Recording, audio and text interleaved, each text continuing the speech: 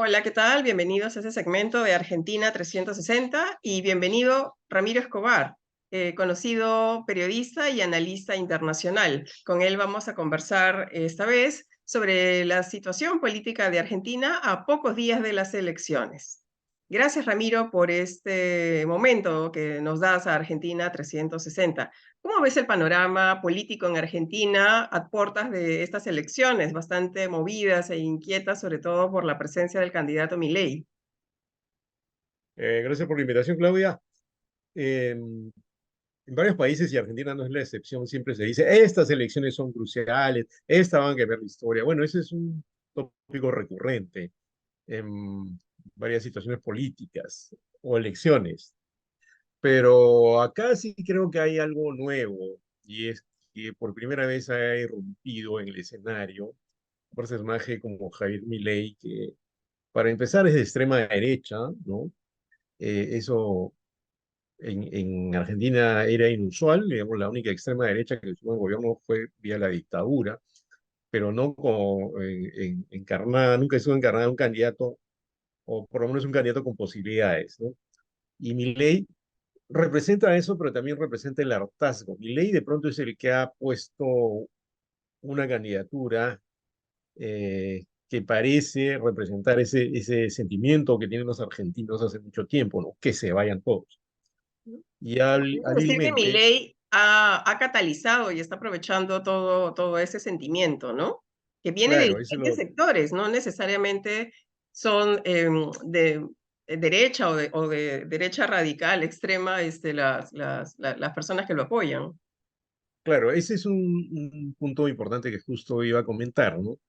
Así como mucha gente que no era de extremo derecha votó por Trump en Estados Unidos, ¿no? O por Bolsonaro en Brasil, mucha gente que no es exactamente de extrema derecha o ni siquiera se considera alguien político o hasta que se puede llamar apolítico, sí empata con un discurso de ese tipo, sin importarle si es extremo, porque claro, expresa un cansancio, un hartazgo, un repudio a la clase política tradicional, y Milei hábilmente lo que ha hecho es llamar, es una vieja técnica populista en términos académicos. El populismo tiene una explicación académica compleja, no es lo que mucha gente supone que se hacía al paso. Y una de las técnicas complejas y diseñadas del populismo es buscar un enemigo puntual.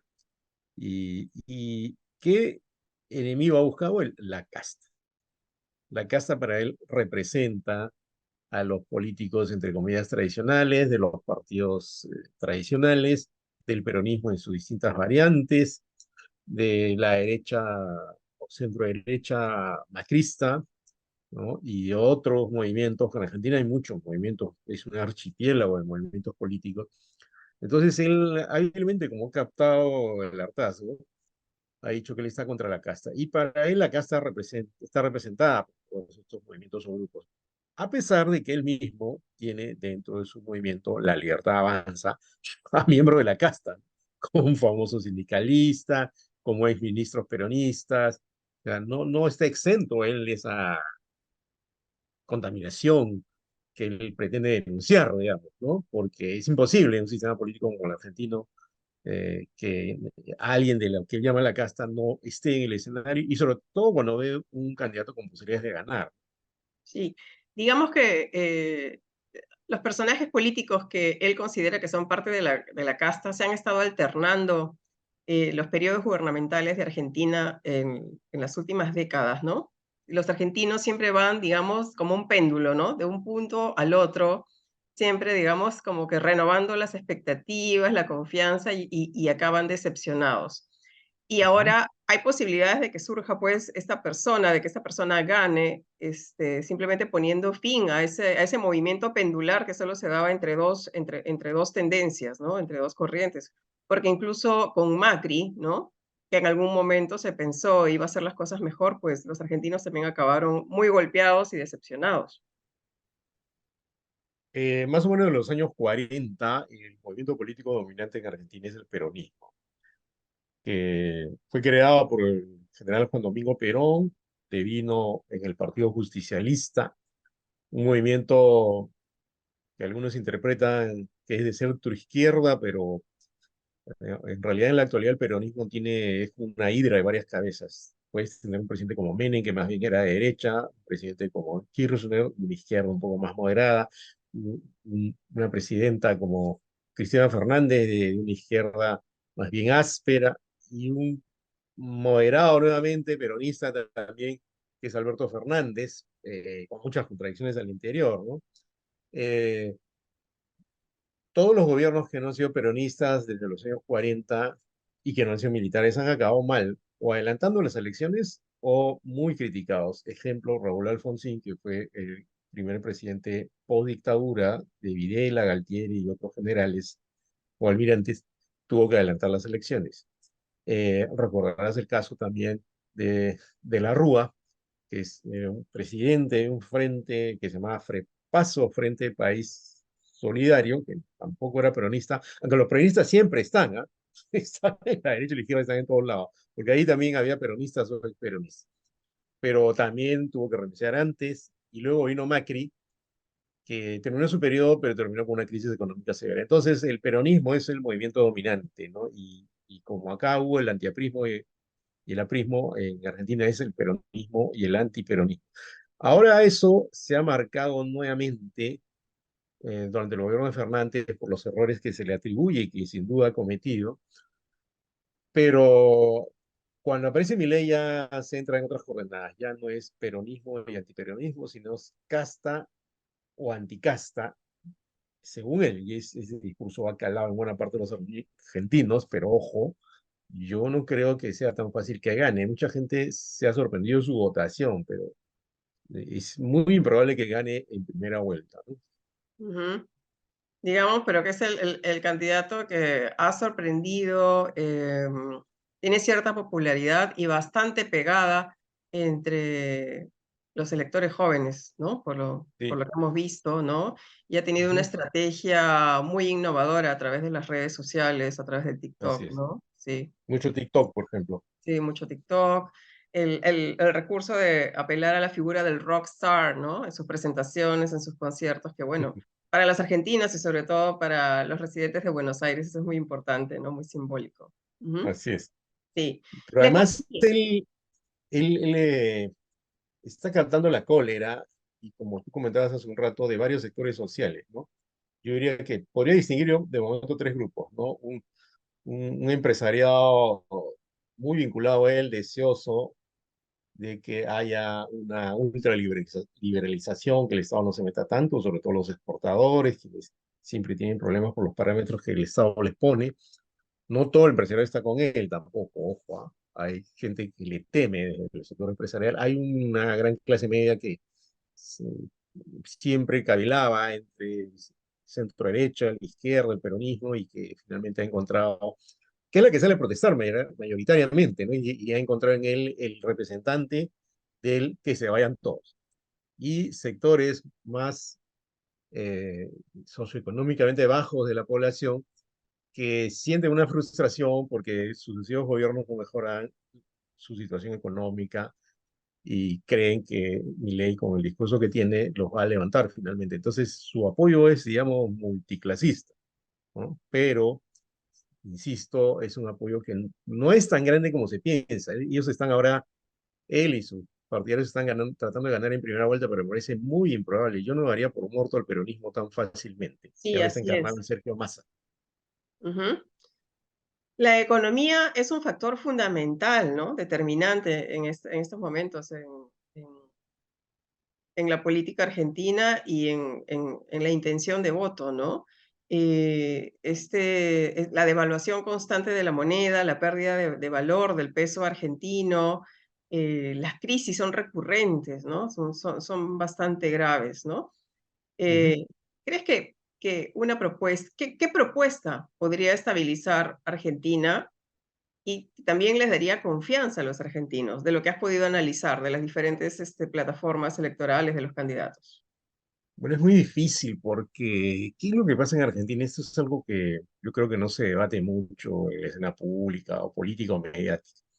Y es que las explicaciones sobre lo que pasa en Argentina suelen eh, cavilar entre, no, es el populismo de los Kirchner el que causó esta situación, o es el ultraliberalismo o el neoliberalismo de Macri el que causó esta situación. Yo tengo acá incluso libros enteros sobre eso, ¿no?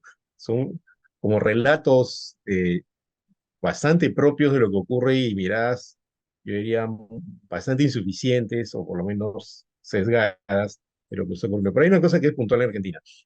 Desde que llegó al gobierno Perón en los años 40, y hubo varios periodos, 3 periodos en total, y se creó un Estado argentino fuerte que daba muchos derechos, y hasta ahora los da, ¿no? Y tiene un sistema público sanitario, por ejemplo, mejor que el del Perú, ¿no? Eh, Ahí la pandemia no fue tan atroz como fue Sí, acá, ¿no? Porque el sistema el sistema de salud es público, bastante mejor que el nuestro, el sistema público. exactamente, y hay varias cosas, hay prestaciones sociales que ningún gobierno, por más liberal o de derecha que sea, ha logrado tumbar finalmente.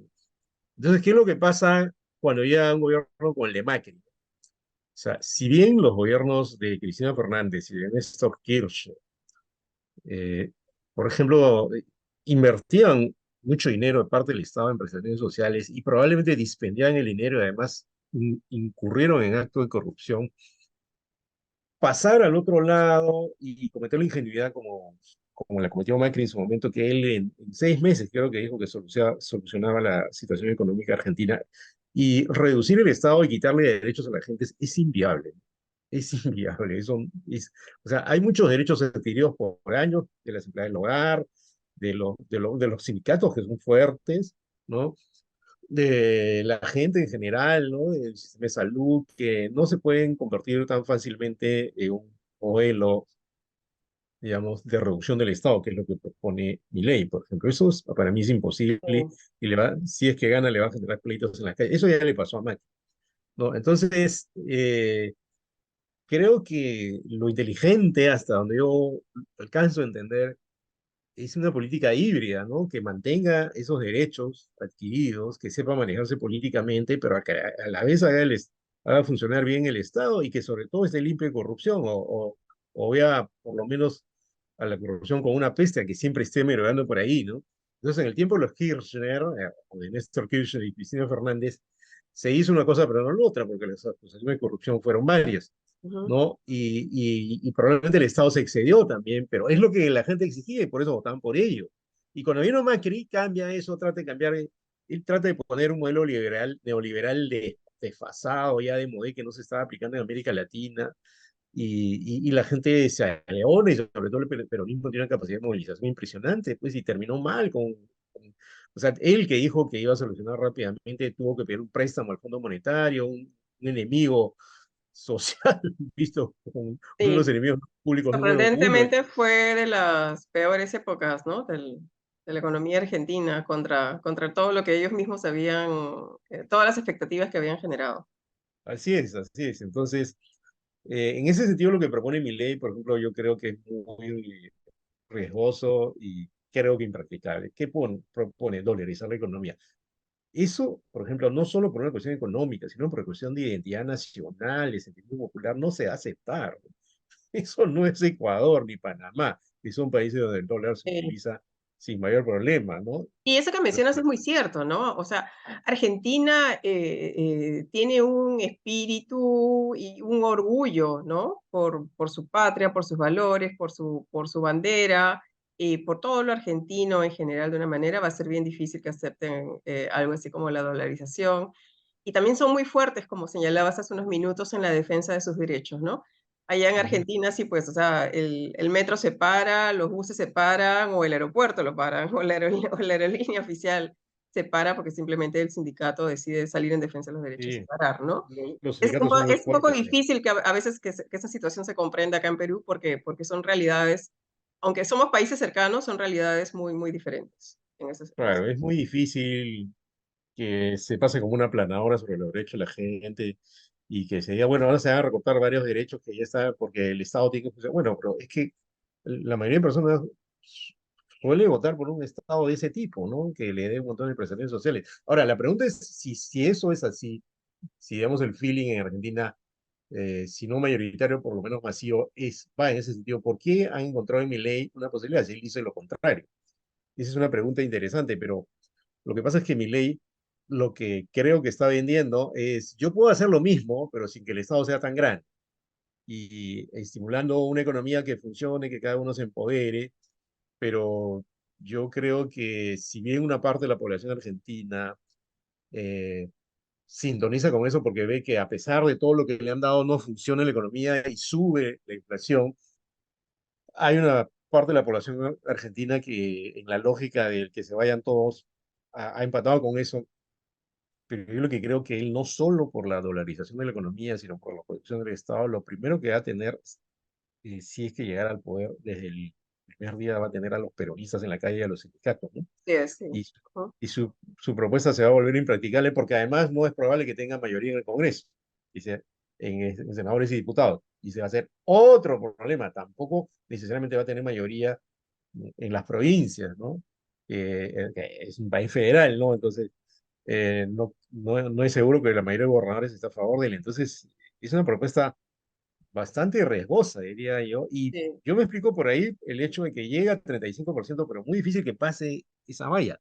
Y ojo que el segundo que viene en la pelea es Sergio Massa, que con todas las críticas que se le hace a este gobierno, está con 30% y no tan lejos de Milei, que tiene 35%. Y luego viene Patricia Bullrich, que es de la centro derecha macrista, que está también con posibilidad de pasar la segunda vuelta, pero me parece que son los únicos tres que tienen posibilidades de pasar a la segunda vuelta y una vez que se produzca la primera votación, ahí, digamos, las fichas se van a reacomodar y creo que no va a ser tan fácil para Milei ganarle a su opositor, Ujú. a su contrincante.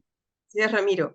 Ramiro, ha sido una conversación muy interesante y nos has descrito el panorama de una manera muy, muy ágil y muy clara. Va a ser Ujú. interesante retomar esta conversación luego de esa jornada electoral para ver cómo queda la composición. Así que nos comprometemos a retomar una nueva conversación en Argentina 360 en una próxima edición post elecciones argentinas. Muchísimas gracias Listo. por esta conversación. Hasta otra oportunidad. Gracias a ti, Claudia. Hasta pronto entonces. Cuídate mucho. Gracias.